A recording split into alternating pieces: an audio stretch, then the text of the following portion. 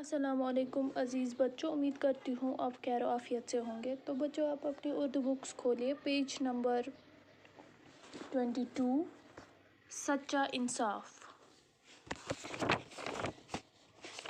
شاباش بچوں، کھولیے آپ اپنی کتاب۔ آج ہمیں چیپٹر نمبر 4 پڑھنا ہے۔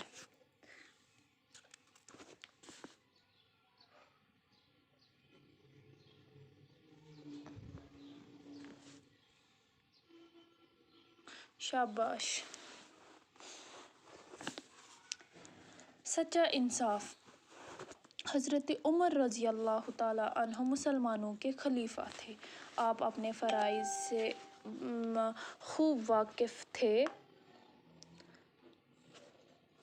اور دن میں تو آپ اپنے فرائض کی ادائیگی میں لگے رہتے تھے، رات میں بہت کم آرام فرماتے تھے اور زیادہ تر رعایا کی خبر گیری کے لیے گشت لگایا کرتے تھے۔ ایک رات جب آپ رضی اللہ تعالیٰ عنہ گشت لگا رہے تھے تو اچانک ایک جھونپڑی پر نظر پڑی، دیکھا ایک عورت چولہا جلائے بیٹھی ہے۔ تو یہ بیسکلی انصاف کے بارے میں لیسن ہے، یعنی عدل و انصاف کیا ہوتا ہے اسی کے بارے میں، سچا انسان کا سچا ہونا کیسا ہے اور انصاف جسٹس پریویل کرنا کیا ہوتا ہے، یعنی ہر ایک کو برابر سمجھنا، ایکویلٹی دینا، تو وہ کیا ہوتے اسی کے بارے میں ایک لیسن ہے۔ یہ ہمارے خلیفہ تھے، وہ مسلمانوں کے خلیفہ بھی تھے، حضرت عمر رضی اللہ تعالیٰ عنہ۔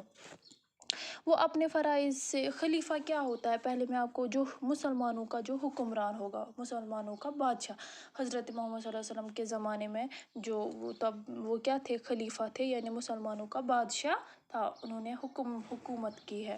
یہ جیسے آج ہوتا ہے پی ایم سی ایم جو بھی ہوتا ہے، آپ اپنے فرائض سے خوب واقف تھے، مطلب وہ اپنے کام کو جان چکے تھے، اپنا کام ایمانداری سے کرتے تھے۔ دن میں تو آپ اپنے فرائض کی، دن میں جو بھی کام اس کا ہوتا تھا وہ کر لیتے تھے، اور اپنی رات جو کہ اللہ نے آرام کے لیے بنائی ہے، وہ اس میں کیا کرتے، بہت کم آرام کرتے تھے۔ وہ رات میں بھی خبر گیری کے لیے گشت لگایا کرتے تھے، یعنی غریب مت ہے کوئی، کسی کو مت کسی چیز کی ضرورت ہے۔ تو ایسے ہی جب ایک رات وہ گشت لگا رہے تھے، ان کی نظر کس پر پڑی، ایک جھونپڑی پر، اچانک ایک جھونپڑی پر پڑی۔ تو انہوں نے کیا دیکھا، جب وہاں گئے تو وہاں دیکھا ایک عورت چولہا جلا رہی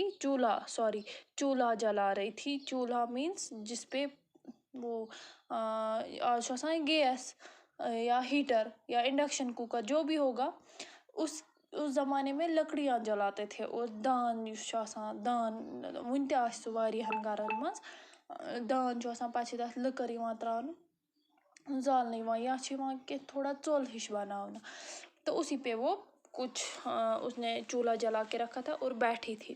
اس کے بچے رو رہے ہیں، اس نے دیکھا کہ اس کے بچے بہت رو رہے تھے، انہیں بہلا رہی ہے مگر وہ کسی طرح خاموش نہیں ہوتے تھے، وہ ان کو چپ کرا رہی تھی لیکن وہ نہیں خاموش ہو رہے تھے۔ بچوں کو روتا بلکتا دیکھ کر حضرت عمر کا دل بھر آیا۔